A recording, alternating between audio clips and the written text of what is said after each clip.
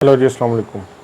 मेरा नाम डॉक्टर अली अहमद है और आज हम बात करने जा रहे हैं दी 100 बुक जो कि माइकल हार्ट ने लिखी है। उसके 14 नंबर के करैक्टर पर कि 14वें नंबर पर आखिर उसने किस शख्सियत को रखा है। क्या आया कि वो शख्सियत 14वें नंबर पर आने के लायक भी है कि नहीं। आज हम इस पर डिस्कस करने जा रहे हैं। जी बिल्कुल, 14वें नंबर पर उसने अक्लीदस को रखा है। अक्लीदस की अहमियत हम देखते हैं कि अक्लीदस आखिर कब आया और इसने क्या काम किए। अक्लीदस कहा जाता है कि 300 बीसी में इस दुनिया में आया और वो एक टीचर था। उसका बहरहाल कहा जाता है कि इसका जो चेहरा देखते हैं सोशल मीडिया पे, यूट्यूब पे या और चैनल्स पर, ये भी फ़र्ज़ी है। इसके नाम अक्लीदस का भी ठीक तरह से नहीं पता कि ये उसका लक़ब था कि उसका नाम था। उसके अलावा इसका एरिया भी नहीं पता, ये किस एरिए में पैदा हुआ और किस एरिए में मर गया। बहरहाल इसके बारे में और इसकी ज़िंदगी के हालात ज़िंदगी के बारे में इतनी खातिर ख्वाह इंफॉर्मेशन मौजूद नहीं है। अच्छा, ये फेमस इस वजह से हुआ कि इसकी एक बुक एलिमेंट जो कि साइंसदानों के हाथ लगी, पढ़े लिखे तबके के हाथ लगी, जिसने उन्हें फ़ायदा पहुंचाया, उस बुक की वजह से इस शख्सियत को इतनी अहमियत मिली है। ठीक है, इसी वही बिना पर इसको जियोमेट्री का फादर भी कहा जाता है, फादर ऑफ जियोमेट्री। जियोमेट्री असल में रिलेशन है, प्रॉपर्टीज़ है, लाइंस की, एंगल्स की। मिसाल के तौर पर अगर आपको मैं बिल्कुल आम अल्फाज में बता दूं कि जिस तरह एक दायरे का रेडियस निकालना, मुस्ततील को या ट्रायंगल के ज़ाविया को देखना, उसके मुख्तलिफ पॉइंट्स के दरमियान डिस्टेंस को देखना, यानी कि इस सब चीज़ों को देखना ही जियोमेट्री है। और इसने अक्लीदस ने जियोमेट्री की फ़ील्ड में बहुत ज़्यादा इनकलाब बर्पा किया। अच्छा, इसने जो बुक लिखी एलिमेंट, ये प्योर इसी की बुक लिखी नहीं है। असल में ये भी उस ज़माने में जो काम हो रहे थे, जो लोगों ने काम किए हुए थे, ये उन कामों का मजमुआ है। इसने उन सब की कामों को इकट्ठा किया। मेन इसका जो बुनियादी काम है, मवाद को तरतीब दिया और उसको एक बुक बनाया।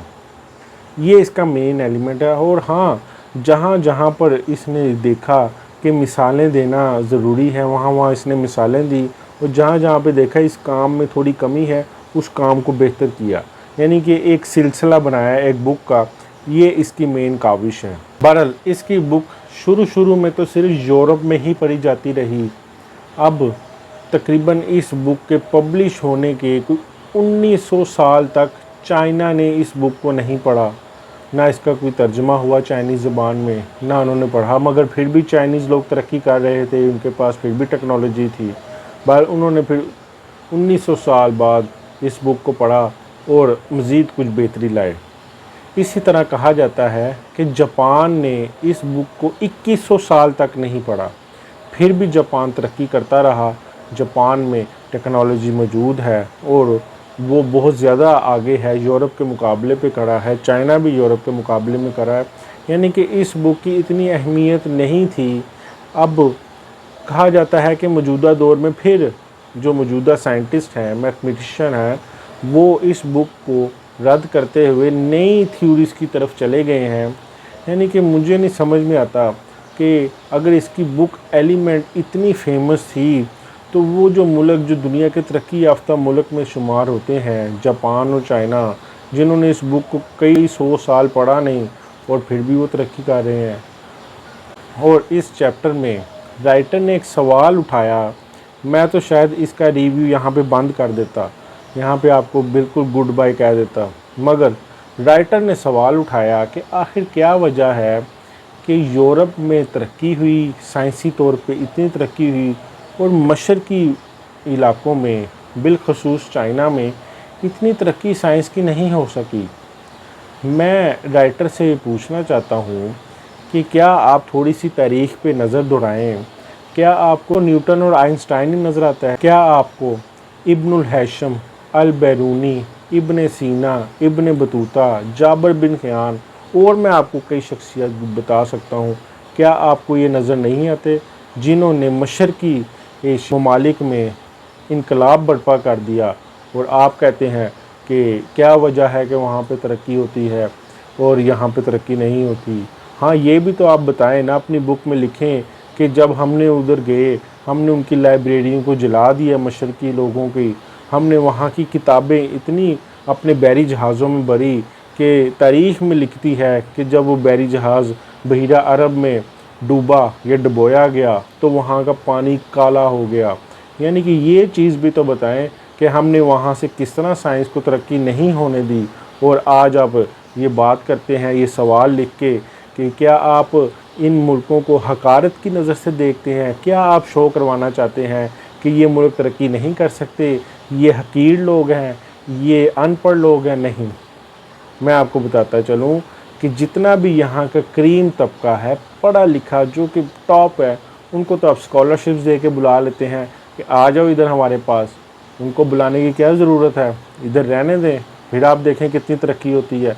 उनको सबको अपने पास बुला के अच्छी सैलरीज दे के अपने मुल्क की तरक्की करवा लेते हैं, और फिर एंड पे ये सवाल उठा लेते हैं कि आखिर क्या वजह है कि यूरोप इतना साइंटिफिक तौर पर तरक्की कर रहा है और एशियंस मुल्क और मशरकी मुल्क ममालिक तरक्की नहीं कर रहे। मुझे तो इस सवाल बहुत अजीब लगा, मुझे तो राइटर की सोच बहुत अजीब लगी कि उसने आखिर ये सवाल क्यों किया। क्या इन लोगों को तज़लील करना चाहता था कि ये लोग अपने आप को कमतर समझें?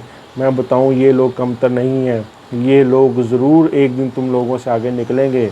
अभी तो मैं सिर्फ पढ़ रहा हूँ, जिस दिन मैंने कलम उठा ली उस दिन मैं यूरोप के बारे में वो लिखूँगा, तुम लोगों का वो हाल करूँगा जो तुमने मुसलमानों के साथ किया। इनकी हिस्ट्रियों को चेंज किया, इब्न सीना को एविसिना कर दिया, जाबर बिन हयान को जेफ कर दिया, ताकि आने वाली नस्ल पढ़े तो वो इनको भी अंग्रेज़ ही समझे, जब बहरहाल ऐसा नहीं है। वो कहता है कि मशरकी दुनिया बहुत पीछे है। अल बेरूनी का नाम आप शायद भूल गए।